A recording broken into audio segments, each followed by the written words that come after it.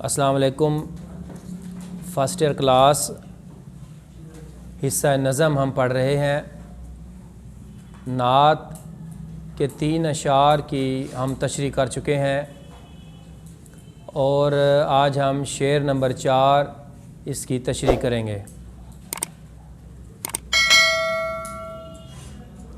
شاعر کہتا ہے، اشکوں سے تیرے دین کی کھیتی ہوئی سیراب، فاقوں نے تیرے دہر کو بخشا سر و سما۔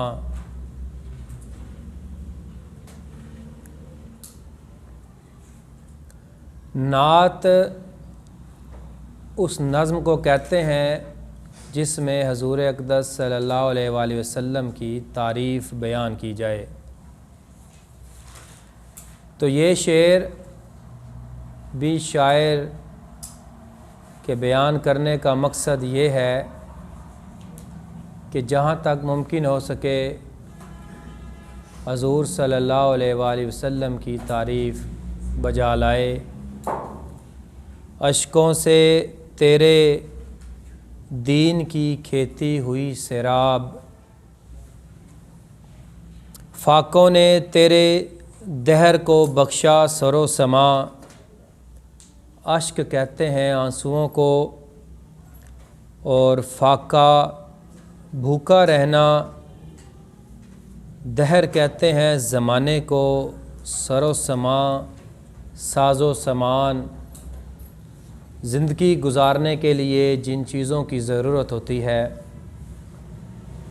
آپ صلی اللہ علیہ وآلہ وسلم نے دین کی خاطر ہزاروں تکالیف برداشت کی، لیکن دین کی تکمیل کر دی۔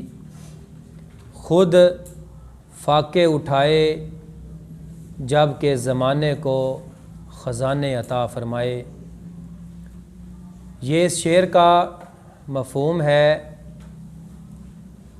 کسی بھی نئے عقیدے یا نئے دین کی اشاعت، اس کی تبلیغ قطعی طور پر یہ آسان بات نہیں ہوتی۔ اس کے لیے بڑی جان جوکھم میں ڈالنی پڑتی ہے، بڑی قربانیاں دینے پڑتی ہیں، اور وہ بھی خاص طور پر کسی بگڑی ہوئی اور گمراہ قوم کو رائے راست پر لانا نہ صرف مشکل ہوتا ہے، بلکہ ہم یہ بات کہہ سکتے ہیں کہ تقریباً یہ بات ناممکن ہوتی ہے۔ اور نئے دین کے مبلغ پر غم و الم کے پہاڑ توڑ دیے جاتے ہیں، اور پھر جب بات عرب کے زمانہ جاہلیت کی ہو، جس میں حضور صلی اللہ علیہ وآلہ وسلم مبعوث ہوئے، کائنات کی بدترین بستی تھی، یہ ایسی جاہل اور گنوار اور وحشی قوم تھی جو کہ تہذیب و تمدن سے بالکل بے بہرا تھی۔ سلیقہ اور شعور ان میں بالکل نہیں تھا، تہذیبی تمدنی انسانی معاشرتی اور اخلاقی اقدار ان کے قریب تک نہ تھی۔ اپنی بچیوں کو زندہ درگور کر دیتے۔ الغرض یہ وہ قوم عرب کی کشتی عین گرداب میں ہچکولے کھا رہی تھی، اس کے بچنے کے کوئی بھی امید نظر نہیں آتی تھی۔ تو اس وقت یہ حالت دیکھ کر حضور صلی اللہ علیہ وآلہ وسلم کو نہایت رنج اور تکلیف ہوتا تھا۔ آپ کو دکھ ہوتا کہ قوم کی یہ حالت دیکھ کر آپ اشک بار ہو جاتے۔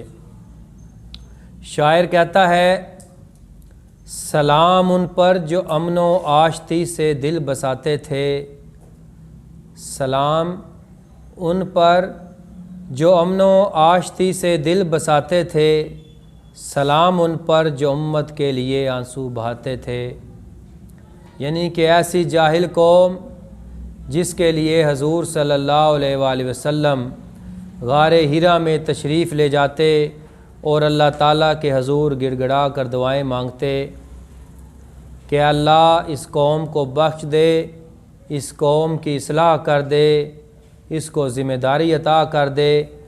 آپ صلی اللہ علیہ وآلہ وسلم نے قریش کو دامن قوم میں جمع کر کے دعوت حق دی، تو پھر ایسا ہوا کہ دوست کیا اور دشمن تو پہلے ہی دشمن تھے، وہ بھی آپ کے دشمن ہو گئے اور ایک طوفان امڈ آیا، اپنے اور بیگانے آپ کے جان کے دشمن بن گئے۔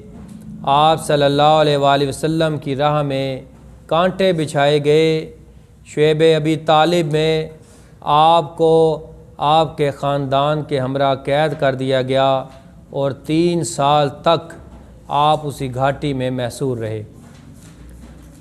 سجدے کی حالت میں آپ پر اونٹ کی اوجڑی رکھ دی جاتی، آپ پر مظالم ڈھائے جاتے، دکھ اور تکلیف آپ کو دی جاتی، مگر آپ صلی اللہ علیہ وآلہ وسلم صراط مستقیم سے نہیں ہٹے۔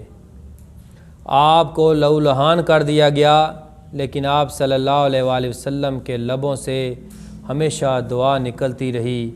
آپ نے کافروں کے لیے بھی دعا فرمائی اور کہا کہ یا اللہ ان کو ہدایت عطا فرما، یہ لوگ نہیں جانتے، اے اللہ ان لوگوں کو ہدایت عطا کرنا، یہ مجھے نہیں پہچانتے کہ میں ان کا خیر خواہ ہوں۔ وہ کانٹوں میں رہے اور گل کھلانے کے لیے آئے، فضا پر ابر رحمت بن کے چھانے کے لیے آئے۔ آپ صلی اللہ علیہ وآلہ وسلم کی ان تکالیف کے عوض اسلام اتنا پھیلا کہ چشم فلک نے دیکھا کہ وہ جس کا ساتھ دینے کے لیے کوئی تیار نہ تھا، آج اس لازوال اور ابد تک رہنے والے پیغمبر سے دنیا کی ایک ایک شے مستفید ہو رہی ہے۔ بقول شاعر، رہے اس سے محروم آبی نہ خاکی، ہری ہو گئی ساری کھیتی خدا کی، کہ حضور صلی اللہ علیہ وآلہ وسلم نے اپنے دین کی تکمیل کی اور آج 1400 سال گزر جانے کے بعد بھی یہ دین زندہ ہے، قرآن ہم میں موجود ہے۔ حضور صلی اللہ علیہ وآلہ وسلم کی زبان مبارک سے فرمائی گئی ایک ایک بات احادیث کی صورت میں ہم تک پہنچی اور آج محفوظ ہے۔ یہ سب سے بڑا دین کی صداقت ہے، دین کی صداقت کا ذریعہ ہے کہ ہم تک یہ بالکل 1400 سال گزر جانے کے باوجود بھی مکمل ٹھیک اسی حالت میں ہے جیسا کہ حضور صلی اللہ علیہ وآلہ وسلم چھوڑ گئے۔ آپ نے دیکھا کہ جب حضور صلی اللہ علیہ وآلہ وسلم نے دین کی اشاعت شروع کی، جنگوں کا زمانہ آیا، غزوہ بدر لڑی گئی، اس وقت آپ کے ساتھ صرف اور صرف 313 مسلمان تھے اور چند تلواریں تھیں۔ انہی کی بدولت آپ نے غزوہ بدر کو فتح کیا اور پھر دین پھیلتا چلا گیا۔